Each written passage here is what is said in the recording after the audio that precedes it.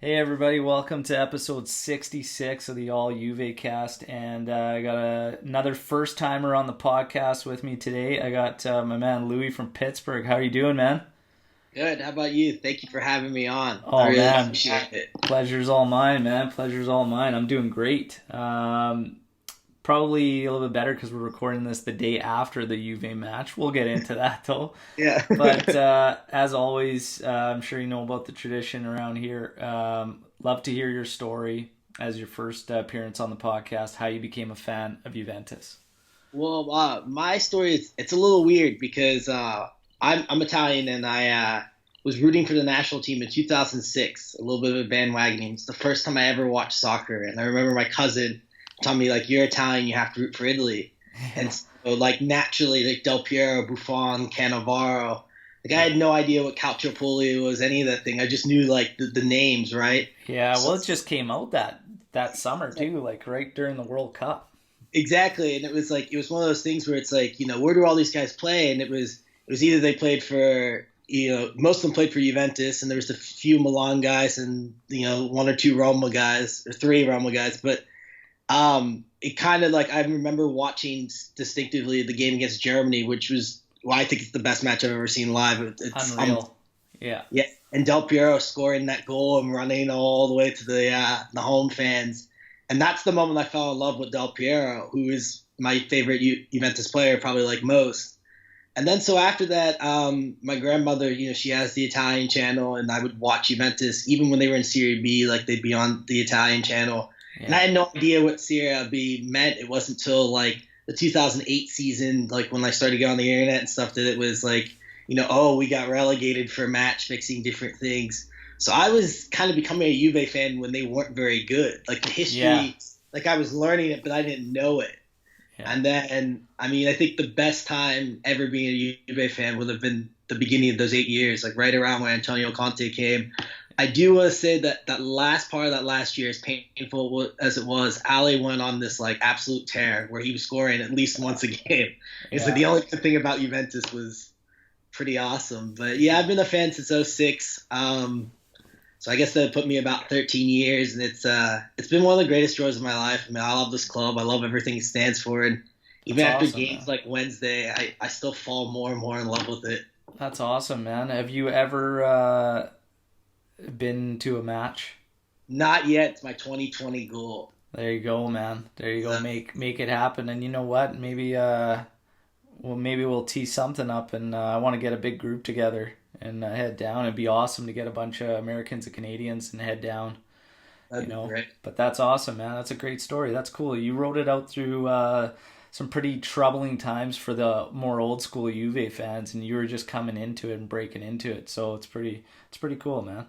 Yeah, I got lucky because it's like now, like whenever I feel like some of the old school Juve fans are like that. Whenever we fall off this endless Scudetto train, whether it's now or in 10 years, like I know what it was like to be in sixth place. So it's like Yeah, if you yeah. know it, it's like you can only go up from there. It's tough too because you're talking about 8 straight Scudetti, and man, it's like it's almost like sometimes I think about it, and it's not that I feel like I'm spoiled. It's like I feel so nervous about it ending. You know what I mean? That's just like you just don't Yeah. want it to end, and it's like it makes you even more frustrated when the team's just not firing the way it should and the way it really can. But we'll get into all that. But yeah, it's more that feeling I think sometimes that I'm going through. But Well, Loco and Juve, this match, this is like prime example to break into frustrations here. But well, let's start off with we all know the result. Obviously, Juve pulled it out 2-1.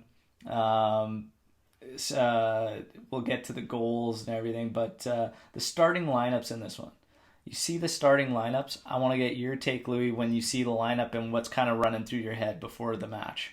it, I try not to have any expectations before a match. Like I see Loco, I think, okay, we're gonna win this. We should win this. And then this is one of those matchups where I see the lineup and I'm just like, oh, this is gonna be 1-1. Like it just like I don't like Rugani. I get why he played over Demiral. He's a little bit more experienced. I see like the safe pick there.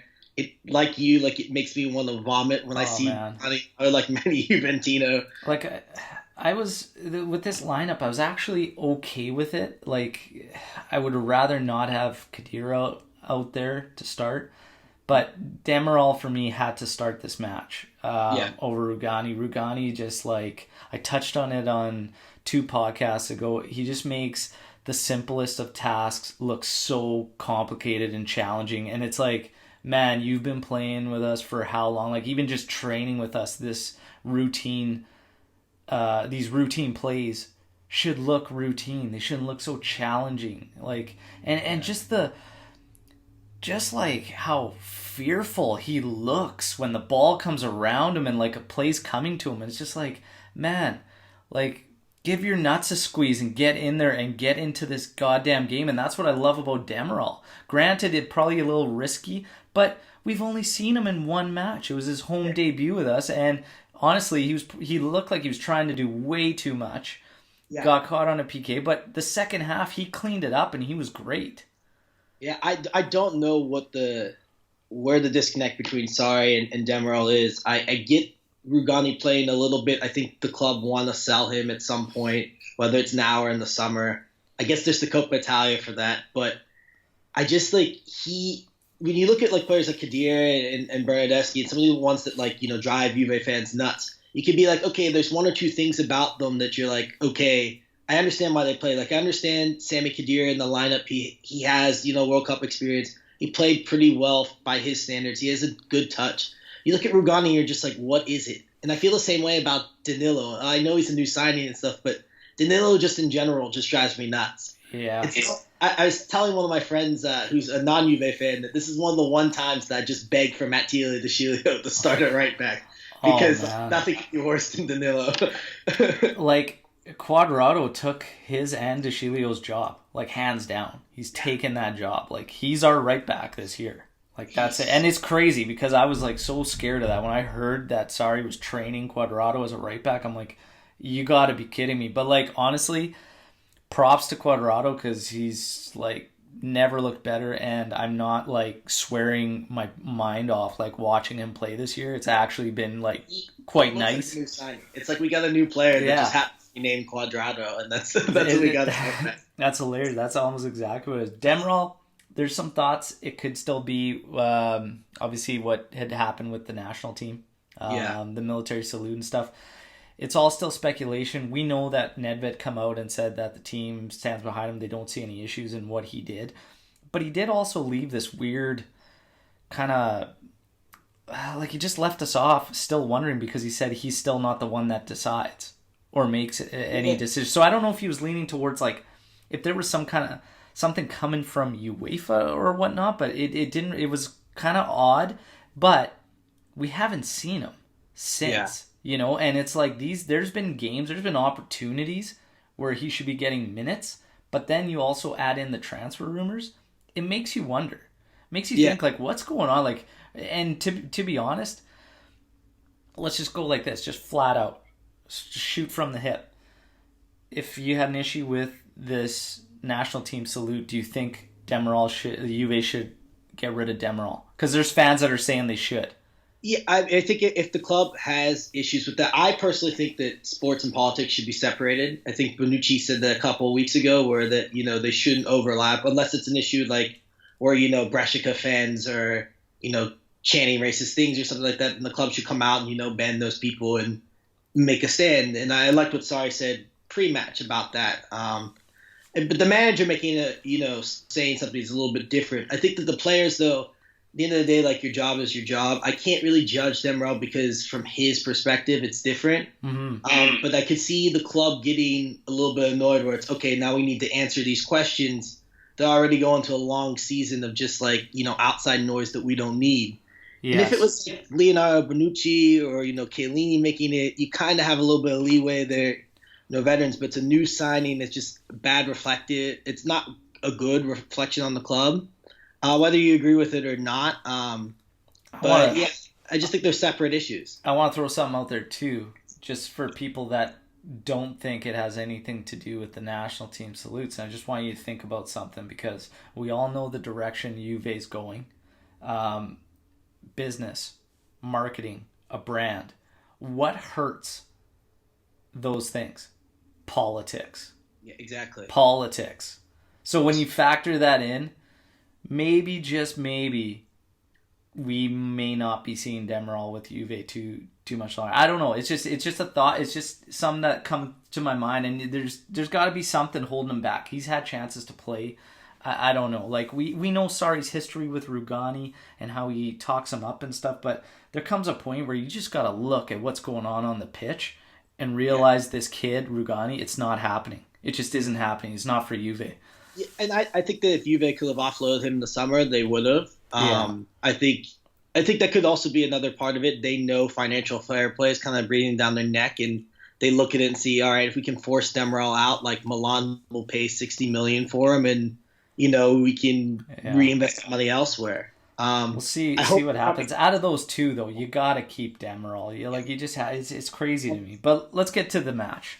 Let's get to this local Juve match.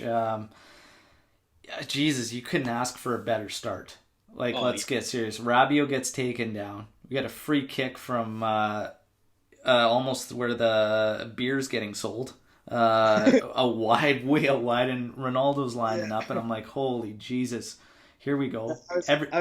I knew as soon as he started his trek, I was like, oh god, he's gonna attempt this. Like, you can see it on Pjanic's face. It's just it's so far. I'm like, should we not be crossing? But you know what? Props. Ronaldo does his thing. He gets it on target, and everybody's just like, holy smokes. I think the keeper didn't even expect it to get to him, because he ends up dropping it, and Ramsey comes storming in there, taps her home.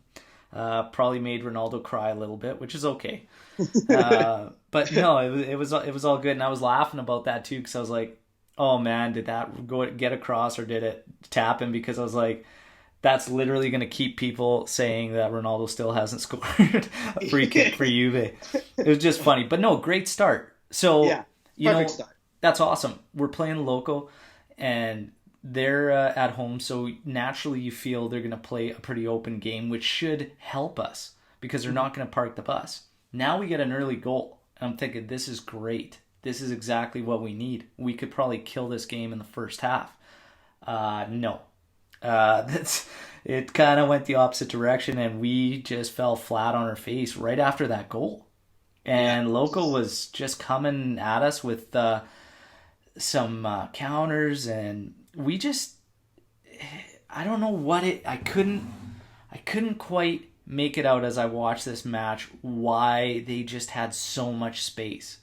I don't know if it was a communication thing between Rugani, but you can watch it as the game goes and you start picking up on things, and you could tell it's definitely, there's a couple guys that aren't doing their jobs or communicating something, because there's just way too much space out there, and guys are allowed to just come at us at will. On the goal that they scored, Loco ends up tying it. We just switch completely off, but there's a player runs by Danilo. At that point, Bonucci, naturally what should happen is, as the guys on the backside see this, they push forward. So Sandro was behind Rugani. Rugani didn't move. And Bonucci gets stuck between those two guys. Exactly. Bonucci gets caught between two guys. He tries, it's too late. It comes off the post, and then, man, on a rebound like that off the post, it's tough to stay with your guy once that header goes. We fell asleep, and there you go, 1-1. But then it's just like Loco just kind of kept coming, and Rugani's just killing me. This guy's killing me. I watched him, and we talk about the easiest of tasks. He was shielding a ball going out to the sideline. This was like just a play that stood out to me, and I'm like, he's shielding it, and I swear to God, he shielded the guy off for 3 feet. Yeah, he's got 6 inches left, and he decides that he's gonna play it. It goes off him, and then the guys get a throw. They get a scoring chance off of it. And I'm like, what is the matter with you, man? I'm like, just like. You can see the linesman's face when he turns to him and goes oh, that was off him. The linesman kind of gave him a look like, you realize you just shielded for 6 yards, right? What were you doing? Man, it was the worst, something so simple, and I'm just thinking, man, if we do that in beer league, we get roasted. This guy's playing in a Champions League match. Sorry, Figure it out, man. The guy, like, it's done. Rugani's done. Anyway, I want go you ahead. know this last Allegri never played Rugani and Bonucci together. He only played Rugani with Chiellini. And I almost wonder if him and Bonucci just aren't a good pairing whatsoever. If it's one of those things where they're just like, he's an apple, he's an orange, they both have the same kind of flaws. Like I know Rugani's pretty terrible in general, but it did make me wonder because I was trying to think back to a game last year where they partnered, and I think there was one. It was that game against Kiev where we won like 4-3, and it was this disaster at the back. Yeah.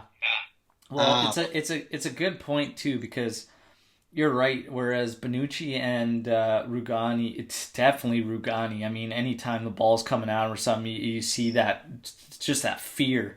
But yeah, Chiellini, Matthias de Ligt, even Demirel, but Benatia used to do it like crazy. They would push. They would push on whoever's getting that ball. They're in their aerials on their back, making them move backwards with the ball. And Rugani and Bonucci are not that style. They're the sit back style. So yeah, for sure.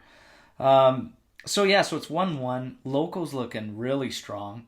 We're struggling to just kind of I don't know. It's just slow. It's really slow from us, and it's not like the passes don't mean something. Like what Sarri continues to discuss, like every pass needs to mean something. But what I notice the most is the lack of movement.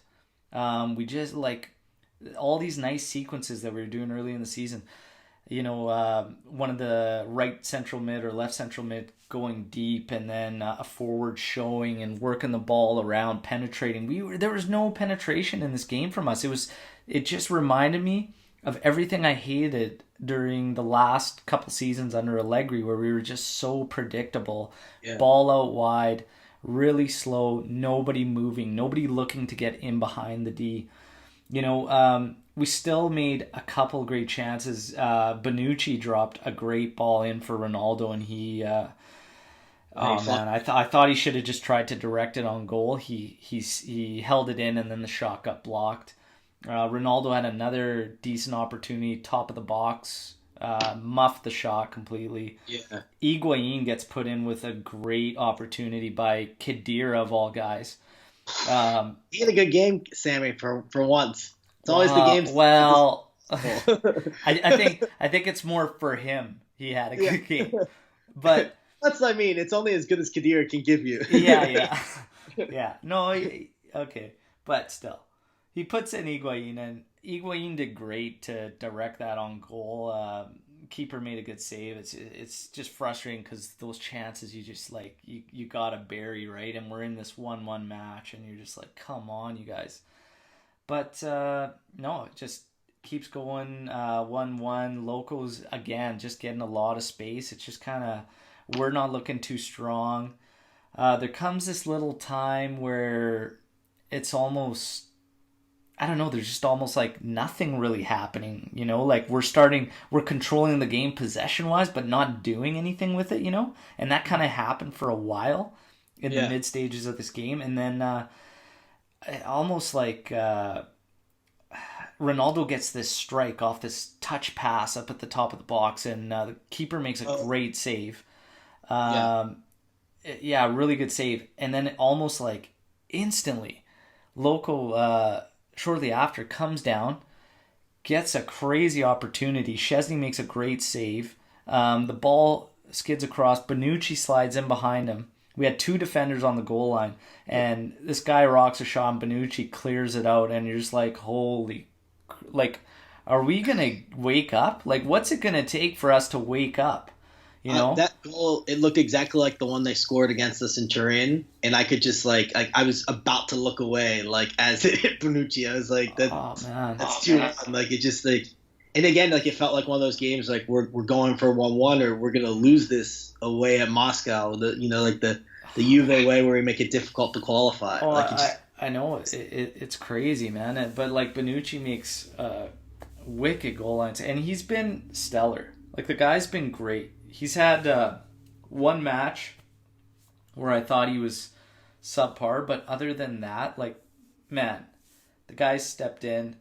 We lost our captain Chiellini, and Bonucci's done an incredible job. And he's like, I mean, this match he's got Rugani next to him, for God's sakes. On the other side. Oh man, yeah. But Benucci's like, he did a great game. Like, he's just not even just a great game. He's put together just incredible matches, and he's starting to get like, people are starting to speak again about him the way they were before he left for Milan. You know, and that says a lot when he's doing it without Chiellini next to him. I tweeted this after the Inter game, and I said to one of our fellow Juventinos on Twitter, I said to him, like, Bonucci's making me fall in love with him all over again. He tweeted back at me and said, I don't know how I feel about it. And it just, because it's just one of those things where it's like you were betrayed by this person. I literally said not that long ago, I think it was probably maybe 2-3 matches ago, and I even said it on the podcast, and I just said, I'm over it. I'm actually over it. It takes too much effort, but he's finally doing what I wanted him to do last year. I'm like, if you're coming back, like, number one, it takes balls to a certain degree to even do that. Mm-hmm. But if you're going to come back, like, get your head down, grind it out, and work and prove that you're worth being at Juve again. And he didn't really do it last season, but this year, man, props to him. He's killing it for me. Man, I'm more than impressed, and I'm pumped. That's what we needed out of him. As soon as Chiellini went down, it was like, he's a different type of captain to Chiellini. Like, Chiellini is more of like an in-your-face kind of screamer. Bonucci is like a more like leads by example. Like, you could just feel, like, when you see them in the lineups and stuff, like, they have his mentality. It's more of like, he keeps pushing and everyone keeps pushing with him. It's that, like, never say die Juve Granada, but it's a silent kind of Granada. I do like from Chiellini though the sense of urgency I feel from him. Yes, and I feel it the same when it's in the 15th minute or you're in the 80th. Like, he gets that ball and it's like, boom, let's go. He pumps it out wide quick, whatever. Agreed. Pumps it up to his mid. It's like, let's go. And I feel that, and I'm not feeling that from, like, really anybody on this club right now, other than, like, maybe Dybala and Douglas Costa. Maybe even possibility Higuain sometimes, but we need it. This is part of my frustration sometimes in watching this club. At the start of the season, I was kind of feeling it a bit from Pjanic, and I was liking it. But now it's kind of like we're not getting it from the middle and the back like we were. And I feel that might be why we're kind of getting a little lackadaisical, in our play. I really need to see Pjanic just continue to push that pace and get everybody going, right? But yeah, no, Bonucci's done a fantastic job. Let's get back to this match here. We get the goal line clearance, obviously. We'd make some substitutions. Bentancur had come in for Ramsey. Douglas Costa had come in for Khedira. And Dybala had come in for Ronaldo. And I couldn't believe that one when I saw it. It just, like, it needed to happen. But the ball's on sorry, man. Yeah, exactly. It did need to happen. Yeah. You said it. I agree. It needed to happen. And we're going to talk about that too. We get to the 93rd minute. Douglas Costa. Rabiot makes a run across right in front of Costa. He's got a defender in front of him and one behind him. And he's right in the middle. Rabiot makes a run down the flank. Costa looks at him, opens up as if he's going to hit that pass, and shoots straight to the top of the box. He dishes behind the sliding defender in front of him. Higuain's got Chorluca on his back. Back heel into Costa. Costa splits Chorluca and the other monkey on the side. I don't even know who the guy was. It didn't even matter because I was ready to explode. Yeah. Costa gets in there. Megs the keeper. What? Oh my God, I'm losing it. Never used his right foot, by the way. It was all on his left the entire time. Oh my God, I'm losing it. And, like, I felt when I watched the replay that I was Paulo Dybala in that situation. His hands were, like, on his knees, and he's like, what? And I'm like, that's me. That was me during that whole sequence. And I was just like, man, unreal goal. But, we get the 2-1. We qualify. We're through to the knockouts. We've qualified in a long time. Like, I can't remember it being that fast before. Yeah. That's another thing too. And Atletico dropped their match. 2-1, I believe, to Bayer Leverkusen. Yeah. And that's it. I think we need one to just solidify top. We need 1 point to solidify top in the group and winning the group. But man, thank you, Costa. But yeah, it's just like we say, this is the closest match I felt to one of last season's or the season before where I felt a lot of frustration. We didn't really create a lot of quality chances. And what was more upsetting to me was how much we gave up in this one. Like we just allowed so much space for Loco to come at us, and it was just like we talked about their goal. And obviously a communication error between Sandro, Rugani, leading up to Bonucci, just going up the whole line. And it was like frustrating to see that, right? But even throughout that game, you saw a lot of miscommunications between Danilo, Pjanic, and then inside even Bonucci. And it was just really sloppy. And I don't know. It was just, I was really, really upset at how much we allowed. So when we talk about being frustrated and, fans ask me and they're like, even earlier in the season, because there's been fans that have been frustrated with this Juve for quite some time now. I'm starting to get there because I can't understand why all the good things we were doing have kind of disappeared. Our press is not in sync, and it's kind of non-existent anymore. Our tempo of play is slowed down instead of increasing as we get a little deeper into the season. And it makes me think, there's so many things. Like, for me, part of it is personnel. Some guys just aren't cutting it. And we just gotta figure that out and roll on with it. The other thing to me is maybe we're training too hard. Like, I don't know, but we just keep falling flat on our face. It's either like we start off strong or we just like this one, kick it up for the last 10 minutes. And it's like, well, what are we doing? I know we can't be gung-ho for the entire 90, but it's got to be more consistent, more stable throughout a match, right? But what are your thoughts on, like, let's talk about some of these guys. Let's maybe think towards the personnel. Right now, in your mind, who are the guys that start, like, no question, these are your locks, and who are the guys that need to step it up, in your opinion? I think that the back line, when healthy, I'm going to take Chiellini out of this because he's a long-term injury, but the back line should always be, if healthy, it's Sandro, De Ligt, Bonucci, Quadrado. I think that most Juventino would agree that that's our best back four. That seems clear as day. This is where it gets a little interesting, is our midfield.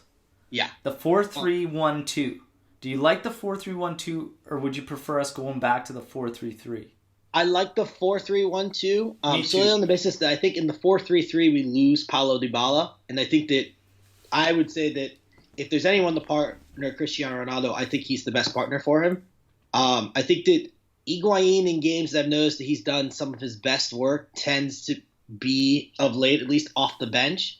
And he comes in, he kind of gives you that like change of pace where he can open up a game because he makes runs. And then if you add Costa in the mix, you kind of change through like a front three. So I think the 4-3-1-2 switching into a 4-3-3, with some of the guys you bring off the bench, is the best formation. Unless you're playing a team like a Lecce or, like one of those like relegation bound kind of teams, then the 4-3-3, because of the ability to get people wide and the width, kind of helps a little bit. But I think that the 4-3-1-2 is the best formation overall. Who's earned a starting spot in our midfield? Who's your go-to clutch, like, starting 11? Like, we know your D. Obviously, we're going to have Szczesny in goal. Let's go finish out the rest for your starting 11. Who's earned the right to be in the middle of the park for us? So, I mean, Pjanic, obviously, in front of the defense. He's our best midfielder, just in terms of overall play. I think to the left, and this will be a little controversial to a lot of Juve people, I think it's still Blaise Matuidi, and I think that his touch is slow and he lacks some things. He's very good off the ball. He makes very good runs. And we saw it in this game in particular. They miss him in the defensive side of the game. And I want to say that we were a little bit more exposed on the counterattack when he's not there. And I think that's a personnel thing. There is no other midfielder that tracks back like he does. I don't think Rabiot necessarily does that yet. I think Sarri's trying to develop that in him, and I think that Bentancur could be a little bit better on that. If I'm picking the right mid, I would love to see Aaron Ramsey on the right side of the midfield. I think that's his best position, surely over Khedira. Yeah. And I think that, if it's not going to be Ramsey, then I think Bentancur can fill that well enough. I don't say that I like Bentancur. I think he's a good player. I just think that in that three, it needs to be like a Claudio Marchisio type of player who can get box to box and score goals. So that's why I think Ramsey could be. So who do you put in the hole as trequartista? I hate to say this because I'm not a Bernardeschi fan, but I think as of right now, it's him solely on the fact that I don't think that's Ramsey's best position, and I don't know if Douglas Costa – I have to see Douglas Costa play it a little bit more to do that. It seems for whatever reason that we lose Paulo Dybala when he plays there. I know that first game against Lokomotiv that he was very good there in the time that he played, but I just think against the bigger opponents it doesn't necessarily work because Dybala likes to be close to goal. I think that's it. Ultimately he's his best as a striker. I wish we had better options than Bernardeschi, and maybe Costa in time will take that spot. But I think that Bernardeschi gives us that we look the best when he plays right there. He kind of marks that, that Pjanic role on the other team real well. And he gets back to defend. I just wish he was better in the final third. And I say this for Italy all the time too. My big problem with the front three for them, much like Juventus, is like they waste a lot of chances, and like Bernardeschi is a huge part of that. Yeah, Bernardeschi for me, he is the guy. He is the poster child of the personnel that needs to step it up. Yeah, it's crazy. It's for me, he hasn't earned it, man. And like honestly, I think like he's fallen off to like maybe we try him on the right mid, but at the same time though. We picked this kid up, and I've said this, like, some people are probably just going to get sick of hearing me say it, but, like, we picked him up as a winger. If he's not cutting it at the wing, or he was a winger attacking forward when we picked him up. Second striker, attacking mid, winger. He's not cutting it in those roles for us. Like, I think we use him when we switch it up to go to, like, a 4-3-3, and he plays the right wing. Or he could play... Mezzala on the right in that midfield. I actually like Ramsey as the trequartista there because he still offers a lot defensively, but he can link up so well, and he's got good moves. He's smart in and around goal, and he's really good in tight areas. I think he needs some time in there because we've seen it a few times now. It's been really, really good a couple times, and it's been okay a couple times. Yeah. But it hasn't been like the shit show Bernardeschi has put out, in my opinion. And some people don't think it's been a shit show, but like... I think it's been pretty terrible. I just think that like when you're looking at like Ramsey doesn't necessarily convince me just yet that that's his best role. And this past match was a match where you watch Ramsey play and you're like, okay, he kind of took Ronaldo's goal and he had that touch to set up the Ronaldo chances, and you're like, what else did Ramsey really do? And it's like, kind of think to yourself, oh, there aren't many chances. He just seemed a little lost there. But here's the thing, and we kind of talked about it as well, is Ramsey, this is one of the things I noticed in this match. There wasn't a whole lot of movement, but he was moving. He was moving around. He was, he's always active. He's always doing something. And then, you got your Khedira. We talked about our Khedira. Yeah. Khedira's the bottom of the totem pole for me, man. Like, it's not happening anymore. How this guy makes a starting lineup is, like, beyond me. It's beyond me. It's honestly like, okay, we're starting a game, one guy down. Like, it's brutal, man. He puts a great ball into Higuain. Okay. He also is, like, so sluggish and so behind the play so many times, so often that it's like, why are we doing this to ourselves all the time? Use him as a sub late in a game or something, like get his minutes that way.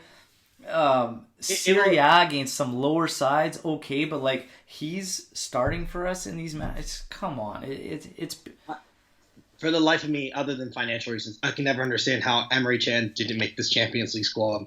yeah. Ridiculous. And you know what, Emery Chan, like there's a guy that can fill that role. I like Bentancur. I would have Bentancur above Khedira. I would have Emery Chan above Khedira. Like, Yeah, agreed. it just it's crazy to me. It's crazy to me. The only reason I think some of those guys still get in, and I kind of touched on it with Rabiot a little bit, is I think, a lot of you have to see that Rabiot's still missing a little bit. And I think that like he's looking at Ramsey and like, okay, where's my best 11? We put these two guys in. It's good enough to get us through the group, good enough to keep us atop of Serie A. We tinker a little bit, and then I really always say that you never see the real Juventus till January or February. There was kind of something that happened under Allegri where it's kind of a bunch of makeshift formations and players moving around, and it was like right around January, February, you started to really see Juventus come alive. And I think that I don't like to say that because I think that like Juve is better than that. But I think with the kind of football Sarri wants to play and kind of like the players that we have, it's going to take a lot of time because I think that there's players like Khedira or fringe players like Bernardeschi where you're like, okay, what are you giving us? Yeah. And you're waiting for it. I mean, you hope that like Bernardeschi getting sent to the stands is like, hey, a wake up call. You're not playing well. So we'll see if he has any stones, But this is just it. I mean, he's spent his time on the bench. Yeah. And then he's got his run of time in there.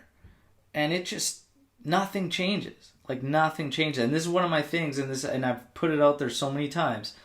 How do you fix a guy's decision making? It's almost like you can't. It's him. It's his brain. Yeah. It's his mind. It's how it operates. His is constantly behind his feet. Always behind his feet. His feet are a mile a minute, and his brain just can't catch up. And he doesn't do it. The last time I saw him on the pitch, though, what was it? It was second half of one match. God, it's not coming to me now. He still got subbed out. But a Genoa game? It might have been the second half. I was actually impressed with him because he made a decision. He committed to it. If it was shooting, he shot it right away. He didn't like wait around last side. Like it was like, I'm shooting it. I'm making this pass. I'm doing whatever. It was like, okay, here we go. Now, your mind and your feet, like they're in harmony here. You're like, it's there. But it still didn't work out. But it was way more promising than what we're used to seeing, where he's caught between two minds. You could tell he's caught between two minds, and he just makes a horrible decision. He might be the player that frustrates me the most. Khedira and Rugani make me mad just because they're not very good players. But Bernardeschi, he's got it. Yeah, and you see it in flashes, and you're just like, when are we going to see this consistently? Yeah, like just get it going. What do you need? Because, like you said, like he's had the bench time. Now he's had the consistent minutes, and it's still not. He's not elevating, right? It's frustrating. And then back to your comment on Juve and this peak come January, February. I personally have never believed in that. So I was just gonna be honest. Like I don't know. I'm not buying into it because I never felt under Allegri that we really made like that. I never really felt that shift. I did. I should say earlier in his tenure. I did. I was kind of more referencing that than the last 2 years. Yeah, because the last couple was just like, oh man, we did not do that. Like it was just rough the whole way through. Yeah. It's like if you remember, like there was in this first year when he decided to go with the 4-man midfield, and he would play Vidal or Marquisio in the hole behind the two strikers, and they all kind of rotated, kind of came a little late. And then that second Champions League run when he decided to play with like the makeshift 3-5-2, where it became like a 3-5-2 but a 4-3-1-2, and Alves was playing as like a winger, kind of came like around that Barcelona tie.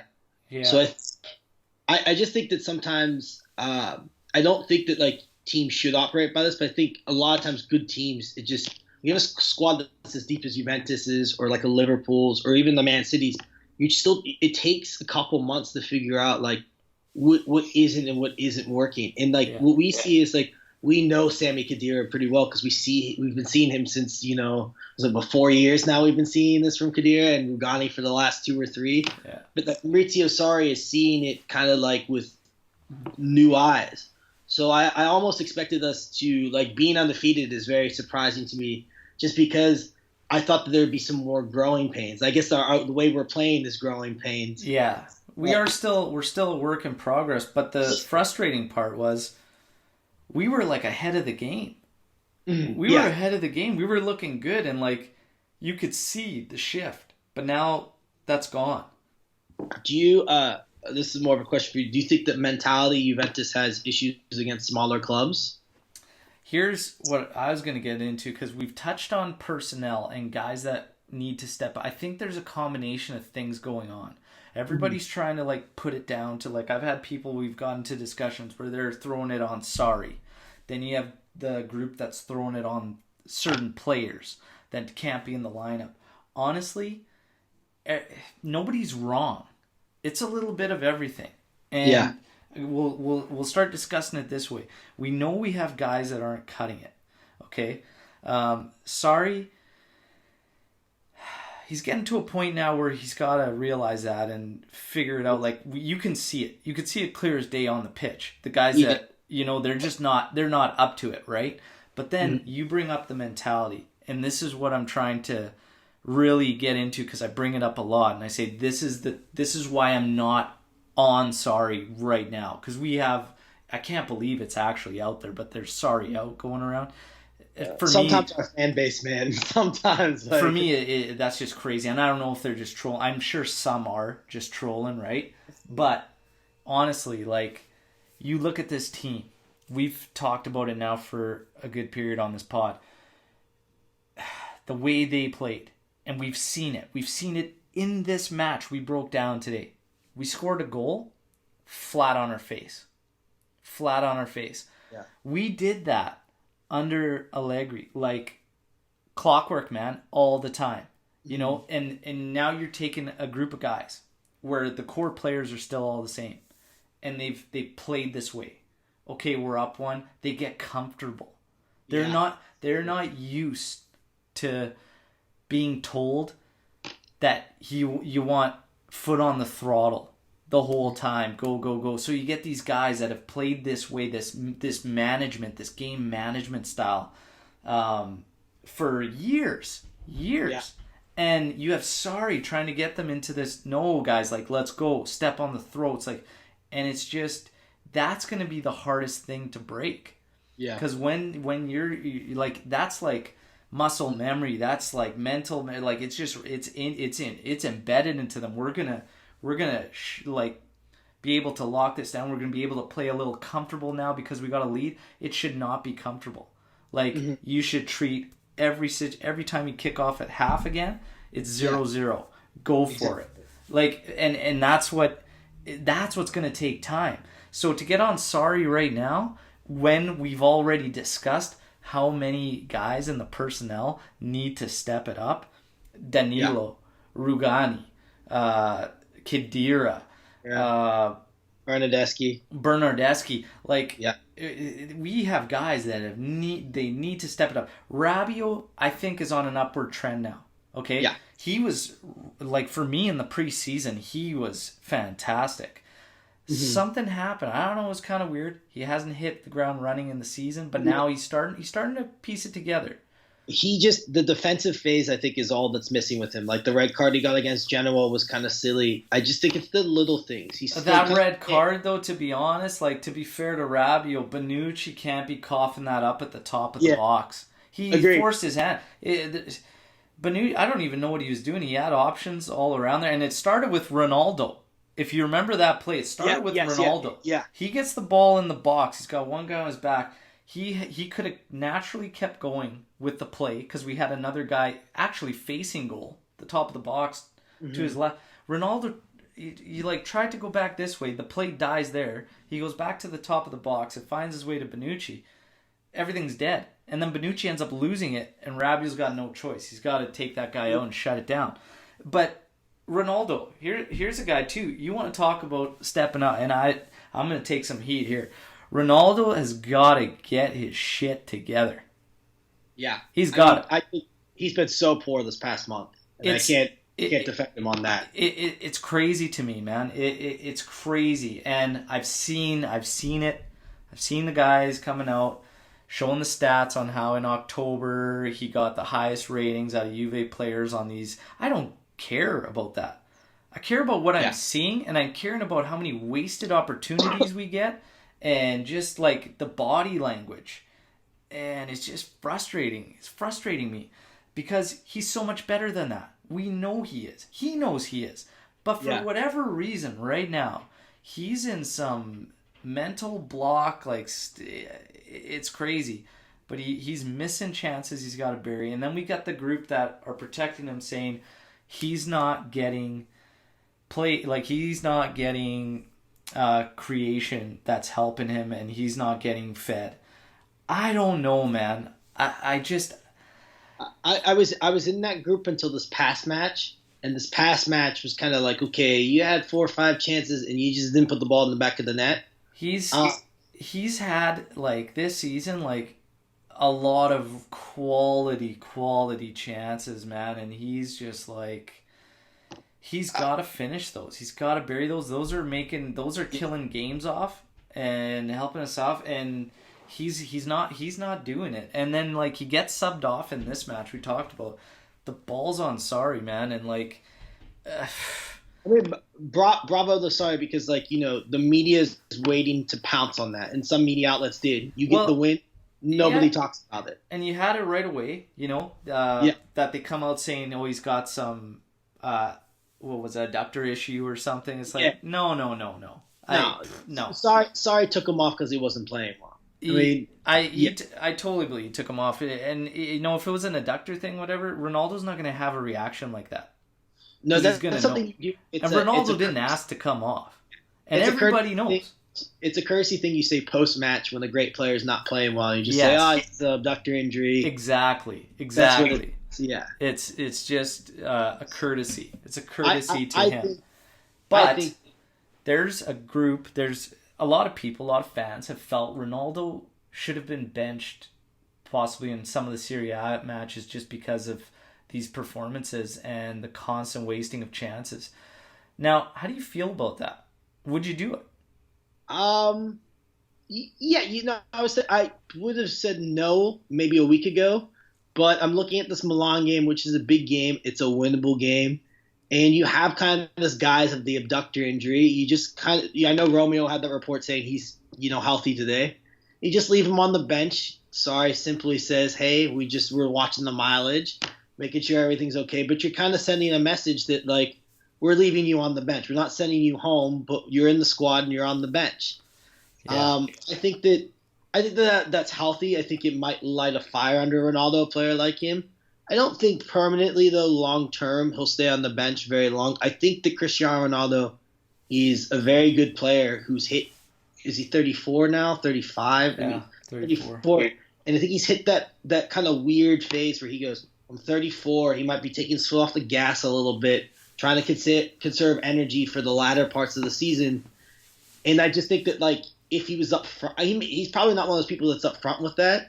But he was like up front with management, hey, I'm saving my energy for latter parts of the year. Like, I think management would just be like, okay, we'll just not play you in some of these games. I don't know. I think, honestly, what Sarri did was unreal. It was amazing. I mean, it's, what, 82nd minute? 82nd minute, I believe, when he got subbed. I'll tell you, you're in a 1-1 match, and this is Mr. Champions League. And Sarri says, you know what, I'm switching you off. It paid off. But I think, honestly, it's probably really, really important that he did that as a message to the team more than anything. Mm-hmm. Because, you know, you got to start wondering, man, you know, have you played in your life? Yes. Okay. Yeah. So, take you, for example, you know, you're busting your ass. You're putting in 110% everything you got. You've got a guy that makes 3 times as much as you. financially, and he's there to do a job, and he's somewhat failing at it.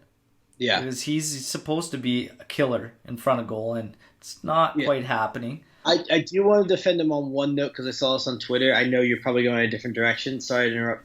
He did score all of our goals in the knockout stages of last year. Oh, yeah. Someone gave me grief for it on Twitter. I need to say it before it goes on. But here's the thing, though. Last year, man. Yeah. We got bumped by Ajax. Yeah. So, and everybody was to blame for that. Oh, yeah. But now we're talking about this season. We're talking about all these missed sitters.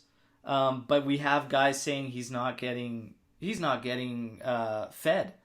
I don't know, man. He's got quite a hell of a lot of chances and a lot of quality ones. Well, this game was particularly bad. This one I didn't actually feel like he had a lot of quality ones, but like he had some chance from the outskirts and whatnot. This one I wasn't too there was the one that he put over. The ball kind of fell to him, and he should have put it in the back of the net, and he skied it. Yeah, I think he had. Yeah, there was that one on the right side. Yeah, he was on the right side, top of the box, and it was actually a good opportunity. And he just made a mess of that. It wasn't even close. The first touch on that pass from Bonucci over the top. Yeah, it's just trying to settle it instead of just directing it on goal. Yeah, but I mean, still, that's a pretty tough one to deal with. The one on the right, yeah, he should have done better. But this game is just a lot like his passes on counters and transition. Like he's just making. We had an odd man rush. All he had to do was lay it in front of Ramsey. He decides he's gonna left foot it across the field to, I think it was Rabiot. He didn't even come close. They cut it off like easily. Turn around, come down our throats, and it's just like, man. And Ramsey even looked at Ronaldo like, I'm right in front of you, like. Yeah. Streaking up that flank. It's just like, just give him the ball. I think he's in a rut from not scoring. He's in a rut, and now he's overthinking it, and now he's trying to do too much. And honestly, I think getting benched is a start when Sarri pulled him off to just kind of get him to regroup. But it's a good message because we're talking about it. It's a good message to the team, man. You got a guy like that. He's not cutting it. Sarri says, you know what? Set the bar. Set the standards. Let's go. Everybody's got to pick it up. And when you do it to the top dog, it's just going to hit down the line. So if that's not a wake-up call to the guys we talked about earlier, Rugani, Bernardeschi, if that's not a wake-up call, it's like, hey, Sarri, I got demands. Let's start getting there. I like that. I hope he builds off that. Sarri's got to have the balls to do that because that will be part of what we need to right the ship. I'm not trying to get into this to shit on CR7 because God knows the guy's incredible. Yeah, he's one of the greatest players of all time. Yeah, exactly. But for this team, we need a wake up call, and we need something like that to happen to just shake everybody, just rattle the cage, and just say let's go. Enough's enough. Enough BS. You guys are better than that. Ronaldo, you're ridiculous. Let's go. And that's what I'm trying to get. I'm not trying to take a big thing, a spin-off, and shit on Ronaldo, whatever. He is on a bad string of performances. We all know that. He knows that. But Sarri did an incredible thing, and I think he deserves credit for what he did. I think if you see the reaction from Ronaldo when Costa scored, which, unless you talk to Ronaldo fanboys, he was upset. He had a huge grin on his face, and he, probably thought to himself, well, the coach got it right. He got it. He was pumped, and it is and that's good, right? It's just let's be honest here. No player likes getting subbed off. No, yeah. Dybala gives a dirty look every time he gets subbed off. Exactly, right? But time moves on. You get the result. That's the most important thing. We go. I think Ronaldo. I'm not worried about it. No. It's gonna be a matter of time. I like what this symbolizes in Sarri, the fact that he did it. And that's what I'm trying to get at. And I think it's good for everybody on the team to see that. When you have the guy that makes 3 times as much and Sarri still says, you know what, I'm going this route, and pulls this guy. Like, that's fantastic. Yeah. It's only going to bode well. It shows a lot of balls, and I think that like, if there wasn't a moment where people are like, oh, well, like, does Sarri really have control? That shows where, like, yeah, like, I'm the guy in charge. I'm not necessarily a company man. Like, Allegri would have never done that, you know, but Sarri did. And you know what? So far, like, Sarri, I'm happy with him. And you know, you talked to this a little earlier on the pod. If we would say, you know, we're undefeated this deep into the season in a transitional year, moving to Sarri style, I'd say you're crazy. I'd say there's no way that's happening, you know. And no, we've done it. And the thing is, some people are kind of saying that I'm kind of contradicting myself to the way I was last year when I was frustrated, but we were still winning. And now it's like I'm frustrated, but I'm okay because it wasn't good enough last year, even though we were winning. There's a big difference. Yeah. And the difference for me is this year, the majority of our games, we've actually controlled. Mm-hmm. And we've deserved the results. Because we've controlled, we've generated a lot of chances. We're not scoring a lot, but we're generating a lot of chances and we're controlling matches. Last year, we were not controlling games. You didn't know how a goal would be, how we would score a goal because our play was so predictable and lame and boring and there was nothing to it. This year, for the majority, we're controlling our matches and we're controlling our fate, right? And that's what the difference is. And that's why I'm not so frustrated like last year. Yeah. But this match kind of brought me back to a little bit of last year. The last 3 matches, I think, in general, have just been pretty awful. I think that, like, you go back 4 matches ago, which I believe would be Lecce, and you think to yourself, okay, Juventus could have put this away 4-0.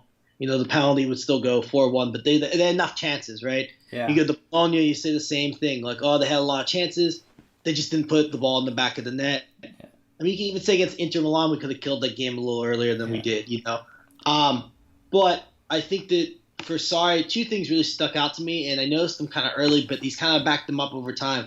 The big criticism of Sarri, like at Napoli and Chelsea, is that he's stubborn and he doesn't, like, you know, kind of listen to anyone.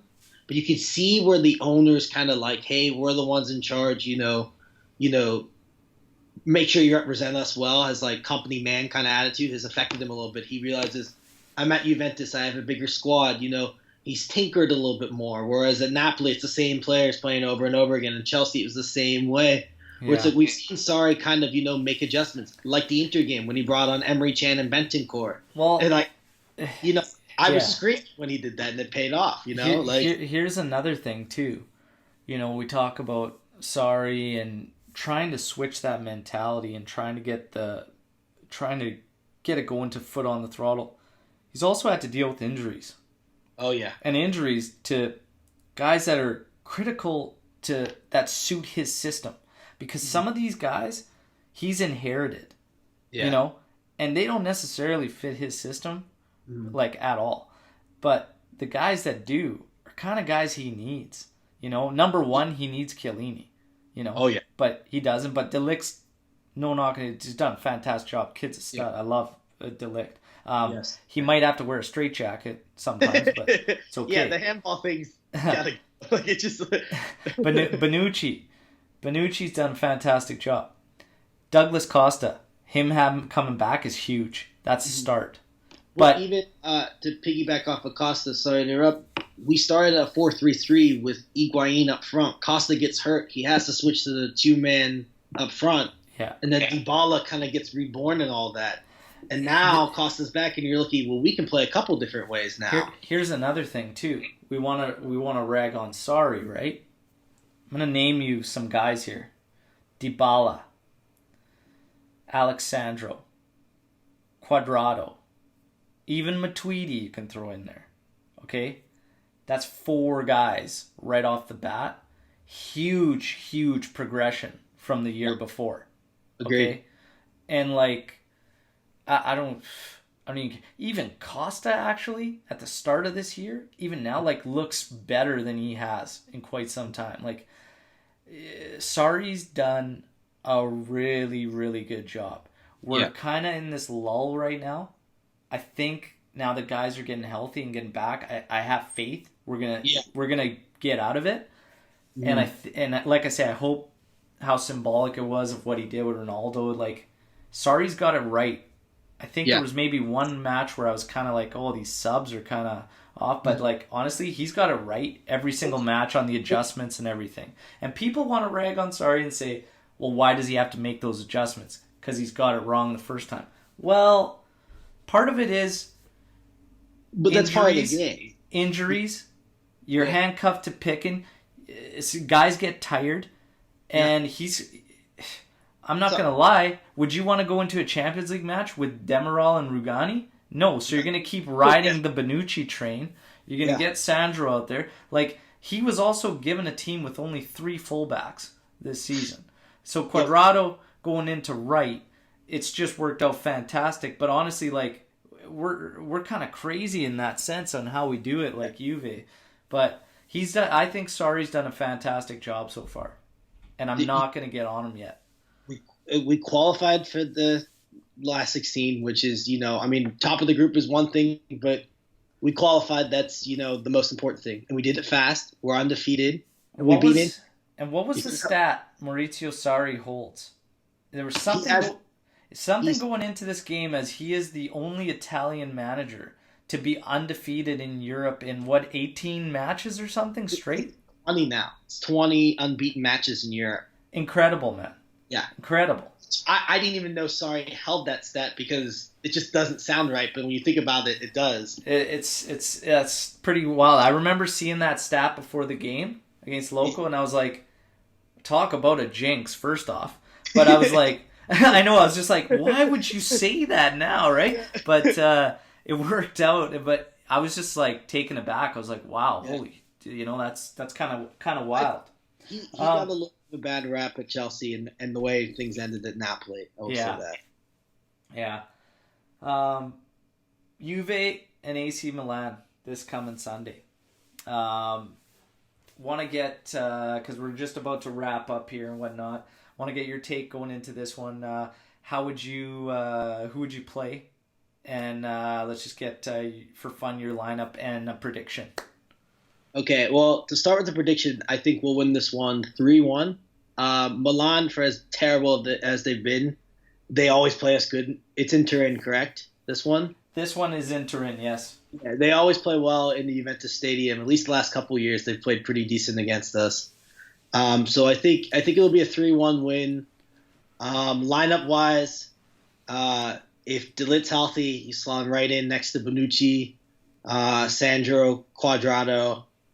The midfield, I would go with Matuidi, Pjanic, in Bentancur, just Nice. because Kadira played at midweek, so rotate a little bit. In the hole, I would like to see Douglas Costa there, just to try it. He looked like he's back to full fitness. If he's not full fitness, bring Bernardeschi back in, just because I think Ramsey isn't at 90 minutes just yet. And we don't want him to get hurt and set him back a little bit. But I would like to see Costa in the hole. And then up front, it's Dybala, and I'll probably say, I guess I'll say Ronaldo, because I don't see him missing out if healthy. Yeah. And even though we talked about maybe him going on the bench and stuff, I think that AC Milan's one of those games where it's AC Milan and Ronaldo can get up for it, and maybe this is the game where it's like, okay, you got benched, like, come in, score 2 goals, something like that. Yeah. I think at the back, we're going to see pretty much what you said. I think if healthy, De Ligt, Bonucci, I think we'll go Cuadrado, Sandro, Szczesny in goal. In the middle, I think we'll go Matuidi, Pjanic, possibly Emre Can. And then I think honestly we'll probably see Berna back in the hole with Dybala and Ronaldo up top. Yeah. And I'd be okay with that lineup, to be honest. Same here. I think, like, man, Berna sitting out now for a bit, coming back. Milan could be a good opponent for him to feast on. We're at home. Hopefully pick him up a bit. Emre Can, he didn't play in Champions League, right? Matuidi in the last match. Like, let's get those guys out, freshen up that mid a bit. But yeah, no, and Ronaldo, I mean, yeah, like, get him in there. We're at home against Milan. Hopefully he can bang some goals in and just pick up and get going. I'm not really concerned with him, but yeah, I think in this one, man, it's kind of sad we're not keeping clean sheets and we're actually allowing a bunch of these goals. Had the top rated defense in Serie A, but it's still shaky looking, right? Like, not instilling the confidence we're used to. They said like 80% of our goals have come from handballs and set pieces, which is like, now that, and someone tweeted it and I tweeted back and I was like, wait, now that I think about it, yeah, like that's kind of it. I know. So I know. But it's just, we're not as, it's still a little shaky back there. It looks a little shaky, but it's got some issues, I think. I'm going to say we'll get the clean sheet in this one. I'm going to go 3-0. Nice. I like it. Yeah, I'm going to say 3-0 in this one. But yeah, we're going to wrap up. We're going to finish up with just a little fun, Louis. Let's go with, obviously, we got the release of the Palace kits, collaboration with Palace and Adidas with Juve.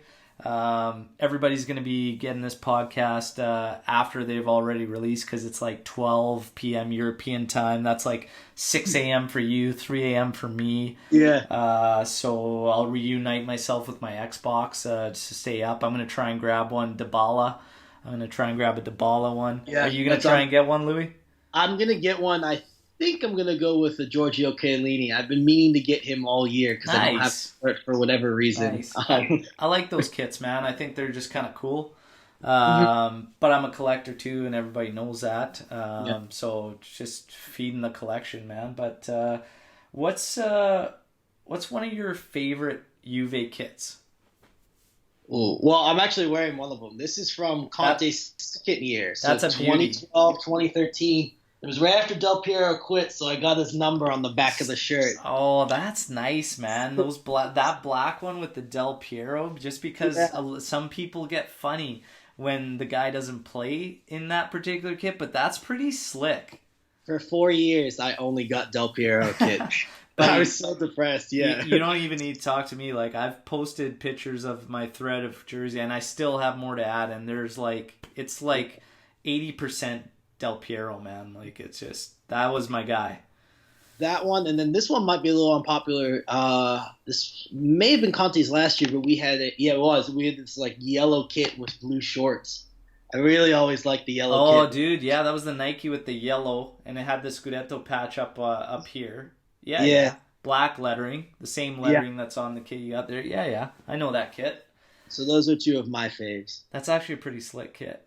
All right. Yeah. Give me a couple of your favorite Juve goals. Just ones that stick with you. Yeah, I was just watching it the other day, and there's two that during this 8 run of Scudettos, well, 3, that always give me chills. The first will be the classic ADP against Lazio when he hits that free kick. Yeah. I mean, I love it because like you can tell that Pirlo wants it, and Pirlo turns and looks at the referee, and Ali just runs right by him. The camera almost misses it. Just that moment. I mean, so right then I knew this is it. Like, we've got the Scudetto, we're back, and it was just such a magical year. So that one makes the hairs on the back of my neck stick. The Pirlo goal against Torino. Yeah.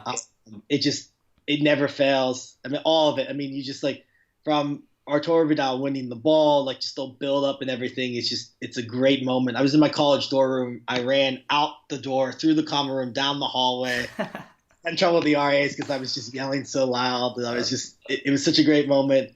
And the last one will be from that year when Bonucci hit that sweet shot against Roma at the edge of the box. The game that we didn't play particularly well, we got 2 penalties. That's how we scored the 2 goals before that. Yeah. That was just the year that like Bonucci just couldn't do anything wrong. It was like that. Yeah. Those first 2 years under Allegri, like him and Chiellini were just so solid.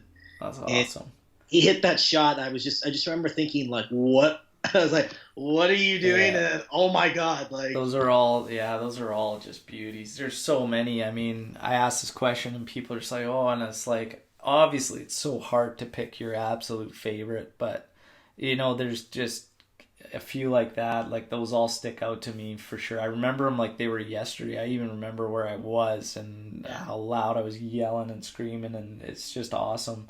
The Del Piero goal against Lazio, one that's like pretty recent that sticks out to me against Lazio was Dybala's late in that match, like coming down the clutch time of the season, and that goal was just ridiculous. Like absolutely ridiculous. Such a cool goal. And I remember just losing my mind. I went from like pure frustration to just like over the moon, ecstatic, like just jumping up. He was dropped in that game too, correct? You think he came off the bench maybe in that one? I can't remember if he came on. I think he did come off the bench on that one. Or did he start?